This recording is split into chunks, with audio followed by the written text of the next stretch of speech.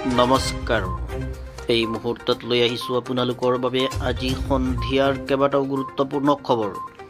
আজি সন্ধিয়াৰ প্ৰথমটো গুৰুত্বপূৰ্ণ খবৰ হৈছে মাত্ৰ 10 টকাৰ বাবে বন্ধুৱে হত্যা কৰিলে নিজ বন্ধুক।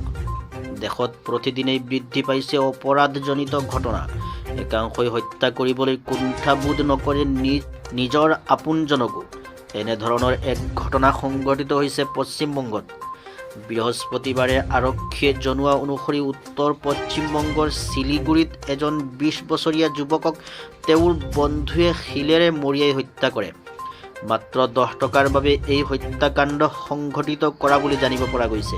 ৰামপ্ৰসাদ সাহা নামৰ যুৱকজনৰ মৃতদেহ অৰণ্যৰ মাজৰ পৰা উদ্ধাৰ কৰিছে আৰক্ষীয়ে। তেওঁ প্ৰায়ে নিচাজাতীয় দ্ৰব্য সেৱনৰ বাবে জংঘলৰ মাজলৈ গৈছিল। অন্য দিনৰ দৰে সোমবাৰেও ৰামপ্ৰসাদে অজয় ৰয় আৰু সুব্ৰত দাসৰ লগত নিচাযুক্ত দ্ৰব্য সেৱন কৰাৰ বাবে গৈছিল। নিচাসক্ত হোৱাৰ পাছত ৰামপ্ৰসাদে পুনৰ 10 টকাৰ ড্ৰাগছ কিনিবলৈ সুব্ৰতৰ পৰা টকা বিচাৰিছিল। তেতিয়াই তেওঁলোকৰ মাজত কাজিয়াৰ সূত্ৰপাত হয় আৰু সুব্ৰতই শিলেৰে মৰিয়াই ৰামপ্ৰসাদক হত্যা কৰে। ঘটনা সন্দৰ্ভত ইতিমধ্যে অভিযুক্তক আৰক্ষীয়ে গ্ৰেপ্তাৰ কৰিছে। আজি সন্ধিয়াৰ পৰৱৰ্তী গুৰুত্বপূৰ্ণ বাতৰিটো হৈছে বিহাৰত 53 জনলৈ বৃদ্ধি পালে সুৰাপান কৰি মৃত্যু হোৱা লোকৰ সংখ্যা। বিহাৰৰ সুৰা ট্ৰেজেডীৰ মৃতকৰ সংখ্যা বৃদ্ধি পাই গৈ আছে। বৰ্তমানলৈ 53 গৰাকীয়ে হেৰুৱালে প্ৰাণ। বিষাক্ত সুৰা সেৱন কৰি বৰ্তমানেও বহু কেইগৰাকী হাস্পাতালত ভৰ্তি হৈ আছে। আৰক্ষীয়ে বৰ্তমানেও বহু ঠাইত এই বিষাক্ত সুৰাৰ সন্ধান চলাই আছে।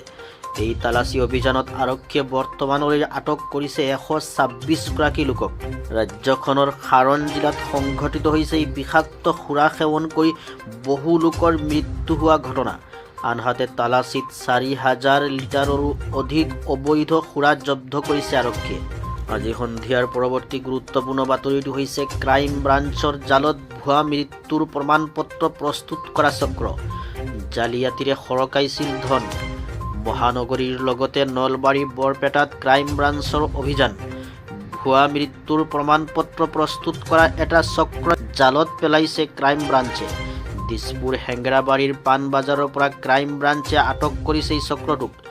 জানিব পৰা মতে ICICI এক্সিছ বেংকৰ দৰে কেইবাটাও বেংকত জালিয়াতি কৰিছে চক্ৰটোৱে প্ৰথমে ইঞ্চুৰেঞ্চ কৰে, তাৰ পিছত মৃত্যুৰ প্ৰমাণপত্ৰ ওলাই বেংকৰ পৰা ধন আত্মসাৎ কৰে।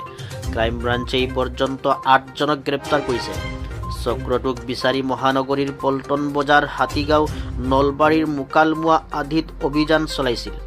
বৃহস্পতিবাৰে ৰাতিপুৱাৰ পৰা পুৱতি নিশা পৰ্যন্ত চলিছিল অভিযান। চক্ৰটোৰ মাষ্টাৰ মাইণ্ড সহ কেইবাজনকো বিচাৰি এতিয়াও চলি আছে অভিযান। চক্ৰটোৰে সৈতে একাংশ আমোলা বিষয়াও জড়িত থকাৰ সন্দেহ কৰা হৈছে। আজি সন্ধিয়াৰ পৰৱৰ্তী গুৰুত্বপূৰ্ণ বাতৰিটো হৈছে চিপাহীক বুকুত ঘুচিয়াই পলাবলৈ লওঁতেই এনকাউণ্টাৰ দৰংগত। দলগাঁও আৰক্ষীয়ে চোৰাং চিকাৰীক কৰিলে এনকাউণ্টাৰ। আৰক্ষীৰ বেষ্টনীৰ পৰা পলাবলৈ লওঁতেই আৰক্ষীয়ে চোৰাং চিকাৰীলৈ লক্ষ্য কৰি গুলী কৰাত ভৰিত গুলী লাগি আঘাতপ্ৰাপ্ত হয় আব্দুল মতিন নামৰ চোৰাং চিকাৰীটো। চিকাৰীজনে ওৰাং ৰাষ্ট্ৰীয় উদ্যানৰ কাষত ধনচিৰি নৈৰ পাৰত এটা 3.3 ৰাইফল পুতি ৰখা বুলি আৰক্ষীৰ সৈতে নিশা সেই ৰাইফলৰ সন্ধানত যায়। সেই সময়তে ঘটনাস্থলীত সুশীল বৰুৱা নামৰ UB চিপাহীজনক বুকুত ঘুচিয়াই আঘাতপ্ৰাপ্ত কৰি আব্দুল মতিনে পলায়ন কৰিবলৈ চেষ্টা কৰে। তেতিয়াই আৰক্ষীয়ে আব্দুল মতিনৰ ভৰিত গুলীচালনা কৰে। ঘটনাত আহত চিপাহীজনৰ সৈতে চোৰাং চিকাৰীক মংগলদৈ চিভিল হাস্পাতাললৈ প্ৰেৰণ কৰা হৈছে। বৰ্তমান দুগৰাকী সংকটমুক্ত বুলি জানিব পৰা গৈছে। উল্লেখ্য যে অসম আৰক্ষীয়ে 5 লাখ টকাৰ পুৰস্কাৰ ঘোষণা কৰা দুৰ্ধৰ্ষ গড় চিকাৰী আব্দুল মতিন উৰ্ফে কালাক 14 ডিচেম্বৰৰ তাৰিখে ওৰাং ৰাষ্ট্ৰীয় উদ্যানৰ কাষৰ পৰা এটা ৰাইফলৰ সৈতে গ্ৰেপ্তাৰ কৰিছিল দৰং আৰক্ষীয়ে।